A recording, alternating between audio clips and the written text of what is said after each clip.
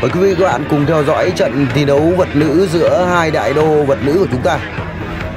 Trận thi đấu trên sới vật Tam Giang Vọng Nguyệt trong khuôn khổ lễ kỷ niệm chiến thắng 948 năm chiến thắng phòng tuyến Như Nguyệt do Phòng Văn hóa huyện Yên Phong tổ chức. Trận thi đấu rất ít khi diễn ra giữa hai nữ đại đô, Thanh Trúc của Hà Nội đai xanh và Hà Thu Phương của Hà Nam đai vàng. Một trận thi đấu của hai người đẹp mộng năng. Ngày hôm nay thì khán giả đã đổ về sới vật Tam Giang là rất đông, đã kín cả một triền đê sông Cầu. Sới vật Tam Giang nằm ven sông Cầu, một con sông rất thơ mộng. Và bây giờ mời quý vị các bạn cùng hướng lên thảm đấu sới vật Tam Giang ngày hôm nay. Thanh Trúc là một nữ đô có trọng lượng rất lớn. Thanh Trúc vốn dĩ không phải là một đồ vật thực thụ. Thanh Trúc là một kiện tướng vật Jiu-Jitsu, đã nhiều năm liền giành đến tấm huy chương vàng quốc gia ở hạng 130 kg và giành chức vô địch thế giới 130 kg Jiu-Jitsu bãi biển.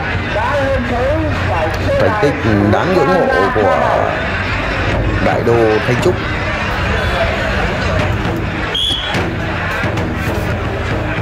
Đối thủ của Thanh Trúc ngày hôm nay cũng là một nữ đại đô.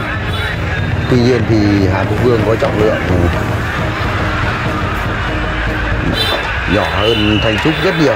Hà Thu Phương là một vận động viên trẻ của tuyển vật nữ thành phố Hà Nội, đã nhiều năm thi đấu và cống hiến cho đội tuyển vật nữ Hà Nội và cũng đã giành được những thành tích rất đáng ngưỡng mộ. Hà Thu Phương cũng là một kiện tướng vật nữ quốc gia. Trước kia thì Hà Thu Phương thi đấu ở hạng cân 68-72 kg. Có lẽ với trọng lượng cơ thể năm 2025 này thì Hà Thu Phương phải thi đấu ở hạng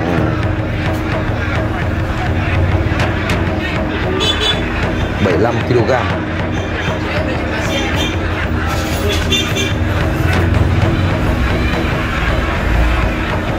Hà Thu Phương có trọng lượng xấp xỉ khoảng 80 kg. Còn Thanh Trúc của chúng ta là một kiện tướng vật Jiu-Jitsu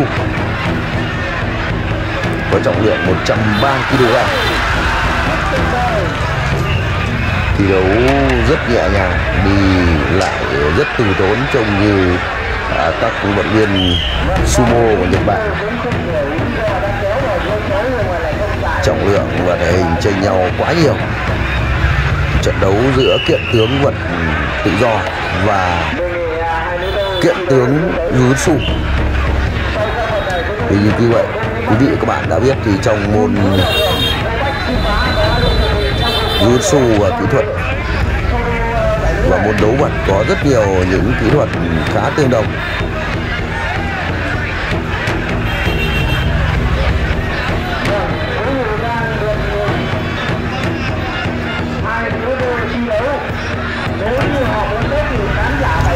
Trận đấu của những nữ đại đô diễn ra khá chậm. Tuy nhiên thì ở những cân trọng lượng lớn như thế này, tuy nhiên diễn ra khá chậm nhưng mỗi một đòn đánh đều mang sức mạnh rất khủng khiếp. Có lẽ rất khó cho Hà Thu Phương và Hà Nam ở trận đấu này.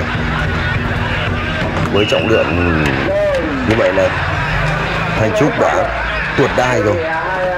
Trọng tài cho dừng trận đấu để Thanh Trúc của Hà Nội có thể hết đai anh em ạ. Thanh Trúc buộc kích đai luôn. Một pha sang sau của Hà Thu Phương. Hà Thu Phương khống chế chân của Thanh Trúc. Rất khó để Hà Thu Phương có thể đánh bại được kiện tướng vật nữ Jiu-Jitsu của chúng ta. Như vậy là rất đơn giản,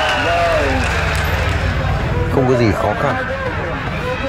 Chúng ta cùng xem lại pha làm chậm này.